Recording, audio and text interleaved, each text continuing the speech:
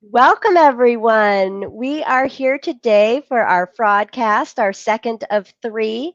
And I am here, Rebecca Chaplin with AARP North Carolina, pitch hitting for our fraud prevention master, that is Gretchen Batra, who had a little bit of an unstable internet connection this morning. So I am fortunate to be the one to be here today with Dr. Virginia Templeton of Memory Care, and we are going to discuss the issue of memory-related issues and the way that can intersect with fraud.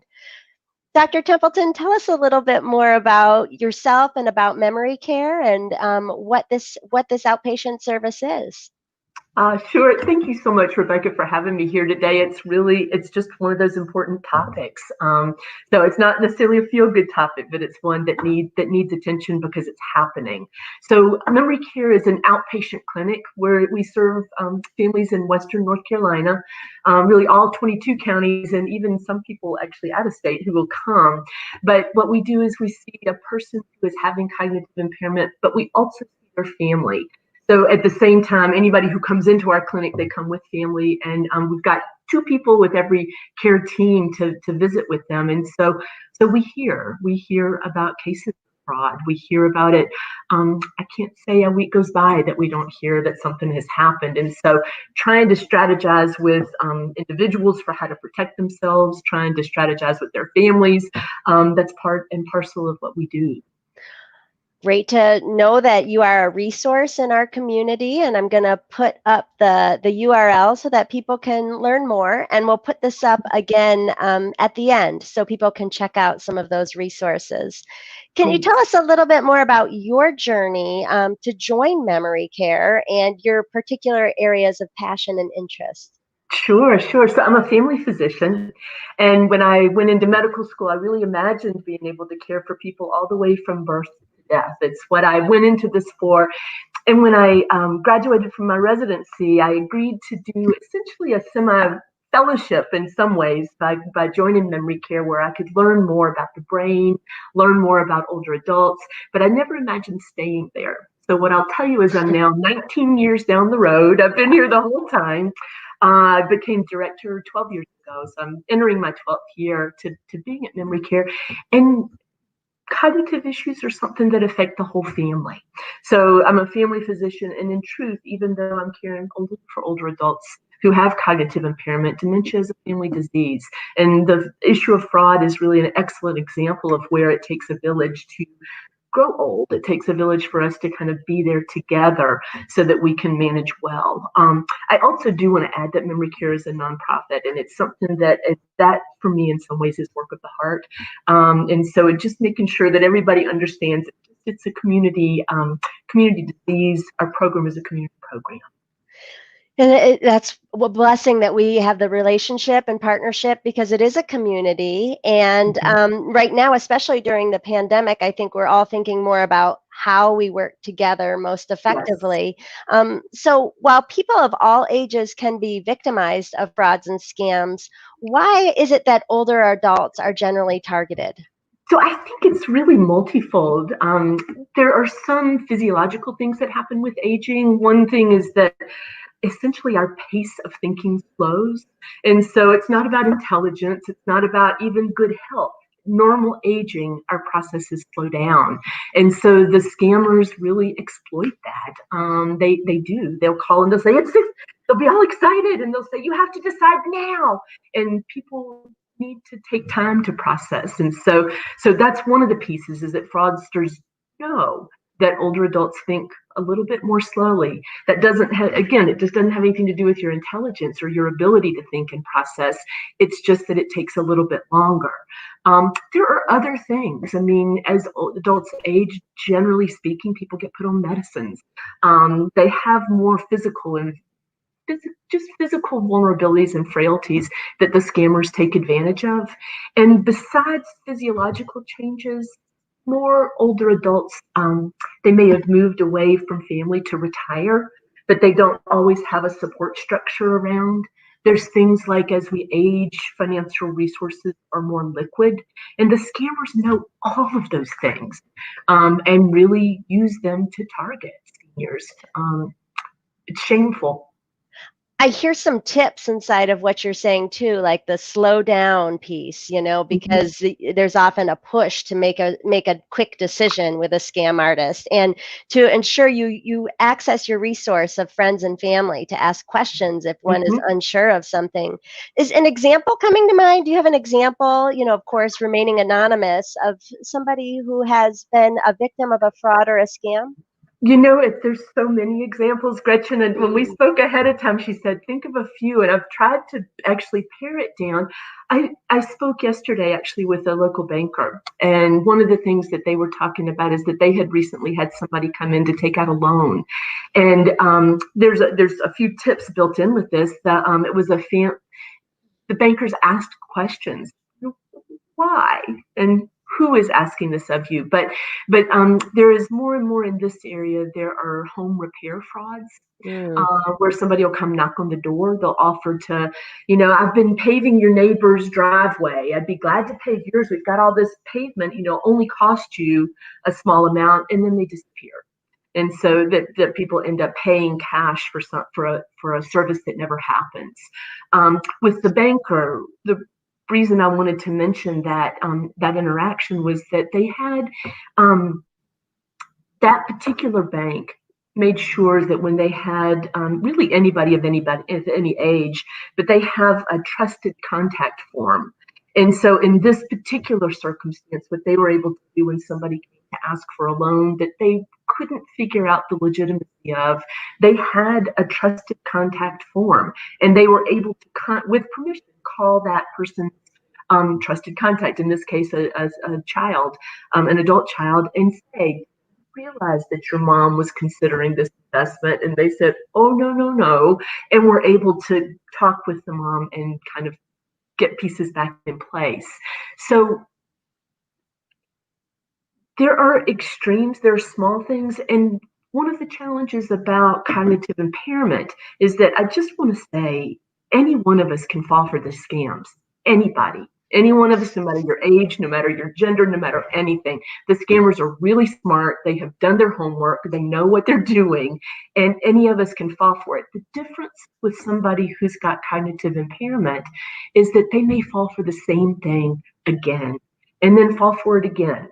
And the issue is that they might forget what happened. And truly, unabashedly just say, well, sure, and do it again, because memory is a primary feature of cognitive impairment.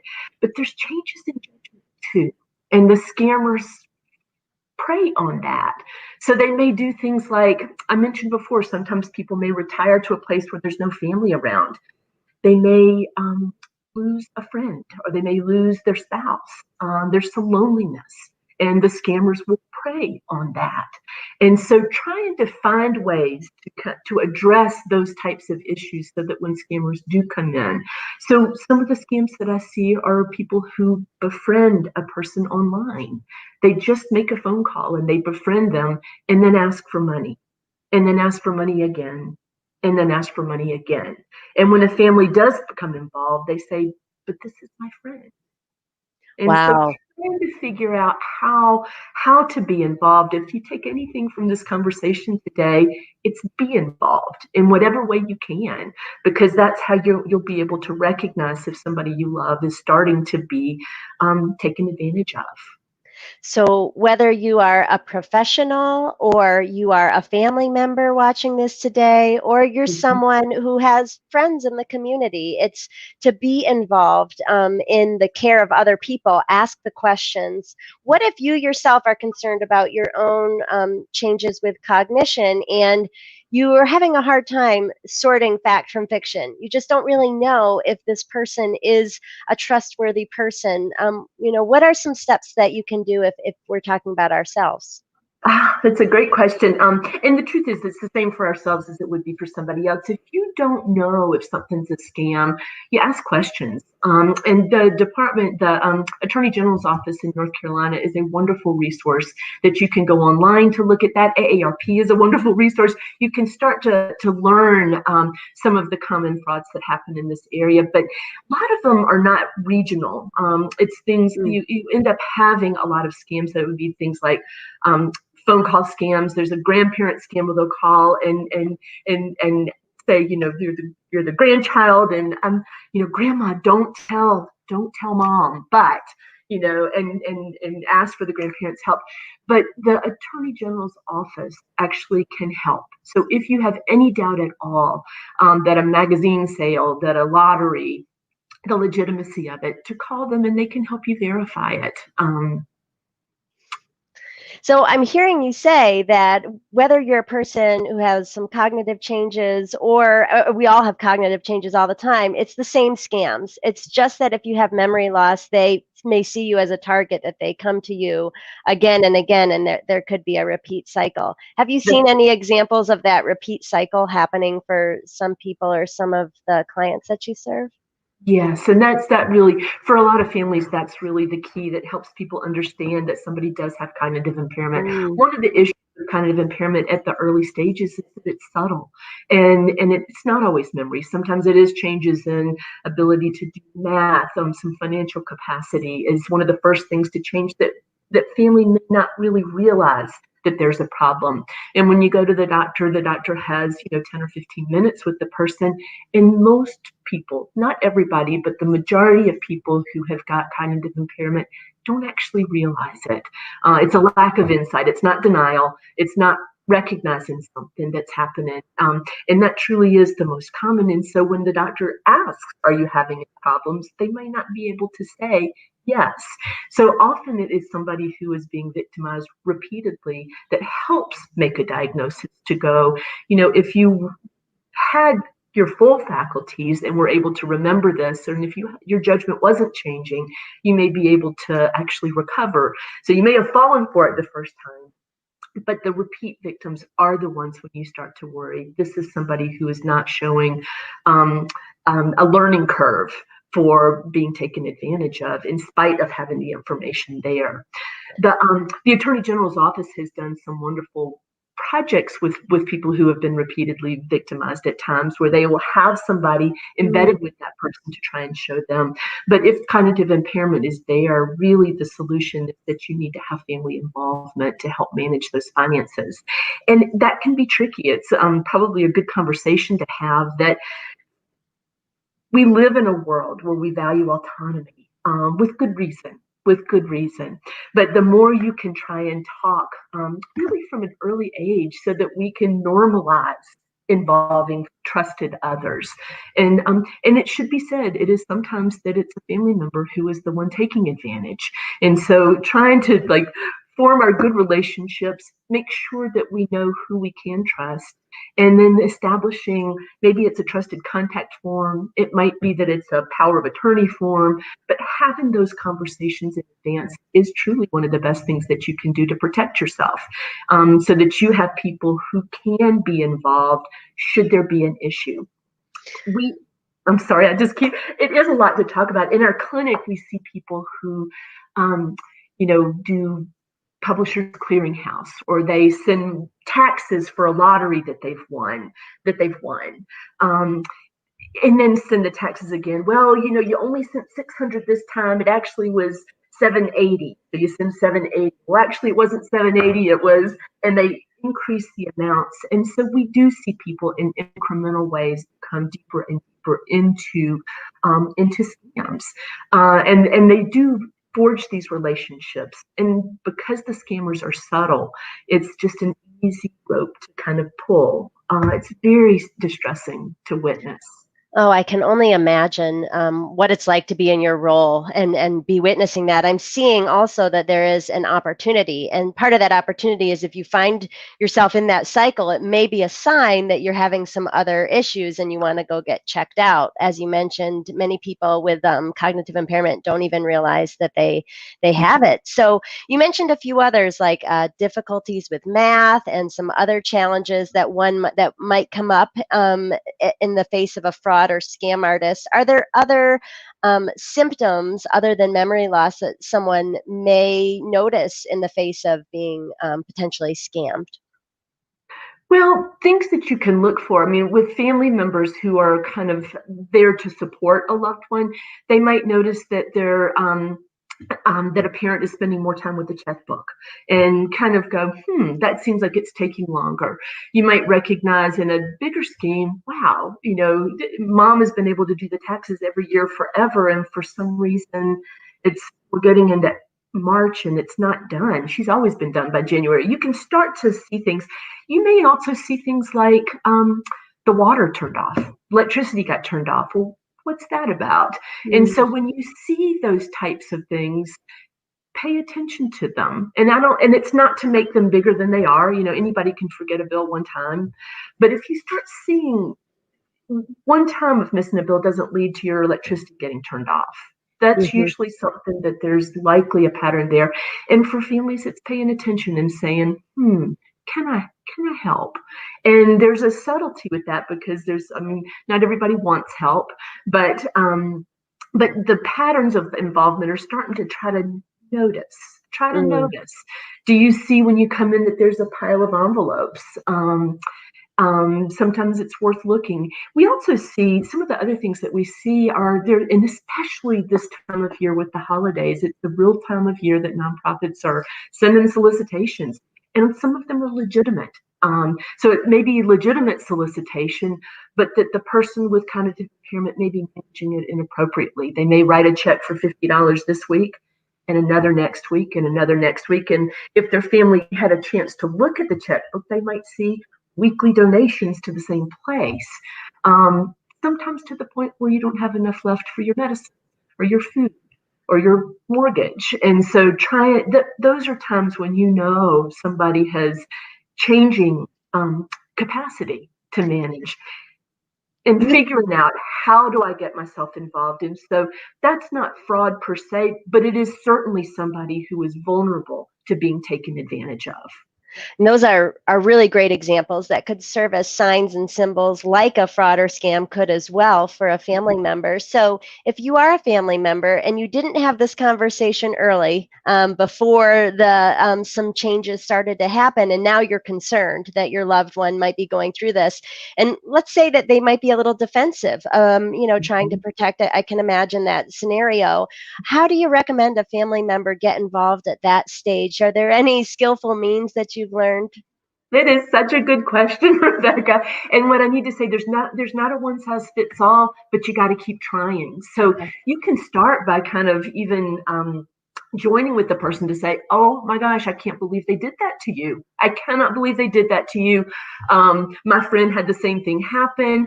What can we do to not have this happen to us? And somehow aligning yourself so that it's not wagging your finger. Finger wagging almost never gets you anywhere. It's going to set up a conflict. But join the person, because the truth is, you can say it with total integrity, all of us are vulnerable to this, all of us. So you can also sometimes model it. To say, I'm working with my children and I hope you'll work with me, to try and, let me be there for you. You could also say, and people are of different means, and so it depends on who you're with, but if your loved one is reticent to have your involvement, maybe they could have an accountant, maybe they could have a lawyer, maybe they could have a trusted other person who might be able to play a role. And, being involved in somebody's finances doesn't necessarily mean taking them over. It just means being aware enough, being involved enough so that you can be aware if there might be some untoward purchases or something. We've seen families in our clinic who, when they are able to get on the bank accounts and can view online what's happening, they've discovered that a parent has been paying $100 a month for even sometimes some years for magazines they don't get. And so there are ways that people get onto these recurring charges that are absolutely fraudulent, that all they needed to do was look at the accounts, and you can see that. But it does. There is a leap of faith and trust in families for somebody to allow a loved one to look at their accounts. We are. I said before, I guess, that we focus on autonomy, but we also value privacy. And there is a generational thing where financial privacy is something that I would love if we could find a way to change that. And it's not, you don't have to kind of air all your laundry or anything like that, but for families to be able to talk, for parents and their children to be able to talk about finances.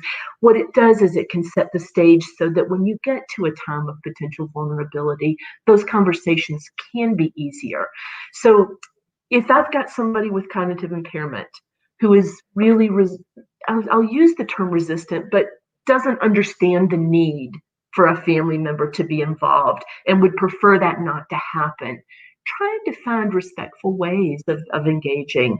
And it may be to say, just even frankly, Mom, I'm scared something might happen. Can you show me your checkbook? I'm afraid that I will end up needing to care for you and I won't know. So you can start to just say small things, and they might not work the first time, but you can say them again. And when you have an opportunity, like, I mean, it's big to say electricity got turned off, but those are sometimes sentinel events. So sometimes it's a sentinel event. Sometimes an episode when somebody has been scammed is a sentinel event that gives an opportunity for somebody to, even if briefly, recognize that it might behoove them to have somebody involved. Then you use those moments. You use those moments. Oh, wow. Yeah, I really hear that can be a window, that can be an opening and an opportunity. I hear the I messages that you are using, and I just feel like I can sense how much of a difference that could make in a conversation to own what's true for you. I heard join the person, model the behavior, and then maybe have a team. So it's not just you, but that there may be other trusted professionals that can also talk to that individual. You mentioned there are cases where the fraudster comes from the inside, and that is a family member or a loved one. And I can imagine those scenarios being especially tricky to navigate. How does either memory care or others get involved in a scenario like that? Where can someone go for help if that's a concern? So I will say, and I'll say, I think we're incredibly fortunate that a lot of the families who come to memory care generally are just phenomenal caregivers who want to be there caring for their loved ones. So we don't see that very often. That doesn't mean that it doesn't happen. So what I see is that we do see families that have some conflict sometimes, and finances, I mean, it's just textbook in some ways that's a source of conflict. But what I would say is that mediation can be helpful. If you suspect that there's a family member who is taking advantage, talk about it. It's not, and you can try to talk about it without accusation. Sometimes there are things that you might not understand, that you might not be aware of. So finding places, it is always helpful to have a third party that's not necessarily connected. So having somebody, that may be that it's the police. It may be that you call Adult Protective Services, and they can play a third party role to do some investigation if you truly suspect that a family member is being taken advantage of by somebody else or a neighbor. You can do that for neighbors, and we do see that at times, that neighbors if you see something, you say something, and calling the Adult Protective Service is one way of doing that. That they could at least do a little bit of a deeper dive to understand, is this person safe? Is there something that's needed? Thank you for bringing that up, because there is this important value of neighbors taking care of one another. We might be the only people to see our neighbors every day, even if we're not friends with them. We might be able to notice some changes that are happening. So I encourage anybody watching this to share this so that others can be made aware, and we can balloon the impact of this knowledge and awareness. And also, if anyone has questions, now would be a good time to type them into the comment section.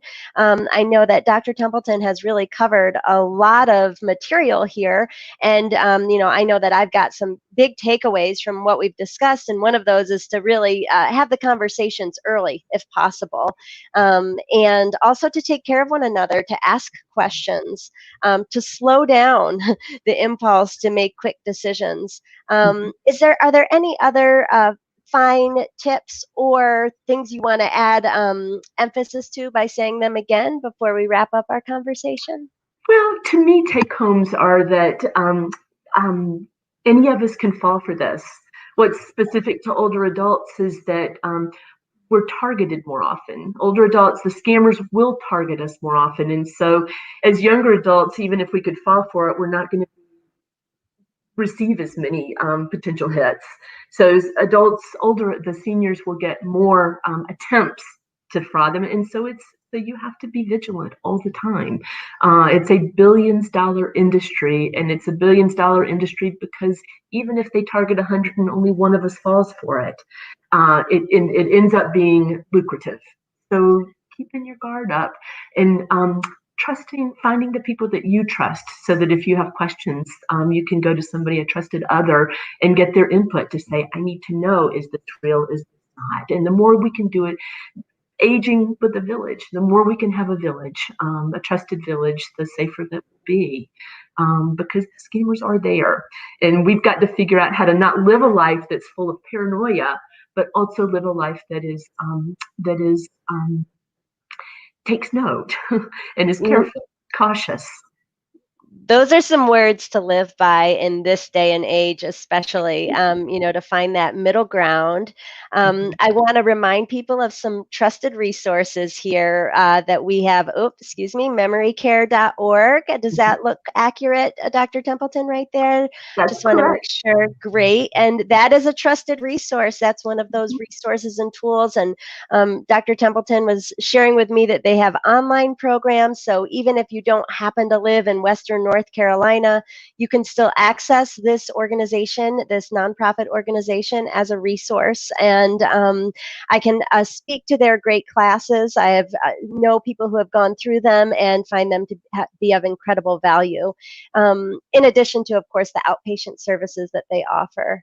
And the AARP Fraud Watch Network is another great resource. People can go here and sign up for 2 emails or 2 text messages a month that let them know about the most recent frauds and scams. So those are some great resources for folks. I see one person ask the question if this video would be available to share with her friends. And you can simply go to the URL at the top of the link that you're at right now. And this video will live on the YouTube AARP North Carolina station. So I can assure you of that. And we have one more comment here. What about emails saying you have won a $1,000 Amazon gift card? What do you do about those? We get them all the time.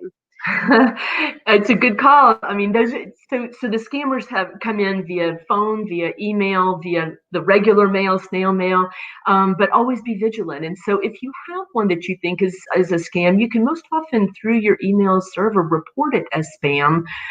You can also send it to the North Carolina Attorney General, and they will sometimes do, when they get a series of them, they will do some deeper dives and try and actually make arrests.